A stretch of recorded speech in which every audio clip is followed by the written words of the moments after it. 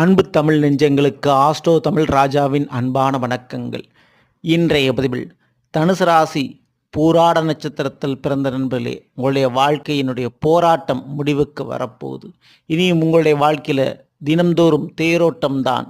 அப்படிப்பட்ட ஒரு விசேஷமான ஒரு காலகட்டம். காரணம், 2 கிரக பார்வையினுடைய மாற்றங்கள். அந்த பார்வையினுடைய மாற்றங்களால் உங்களுடைய வாழ்க்கையும் மாறப்போகுது. அதை பற்றி இன்றைய பதிவில் பார்க்க போகிறோம். பதிவை ஃபுல்லாக பாருங்கள். நம்ம சேனல் மறக்காமல் சப்ஸ்கிரைப் பண்ணிட்டு கூடவே தர பெல் ஐக்கானை ப்ரெஸ் பண்ணி வச்சுக்கோங்க. தனுசு ராசிக்கு அதிபதி குரு பகவான் என்றால் உங்களுடைய பூராட நட்சத்திரத்துக்கு அதிபதி சுக்கிர பகவான்.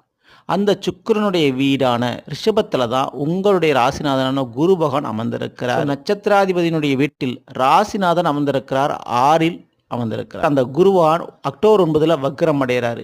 ஏற்கனவே சனி பகவான் கும்ப ராசியில், அதாவது உங்களுடைய தனுசுக்கு 3ஆம் இடம் கும்ப ராசியில் வக்ர கதியில் தான் இருக்கு. 2 கிரகத்திற்கும் பார்வை பலன் அதிகம்.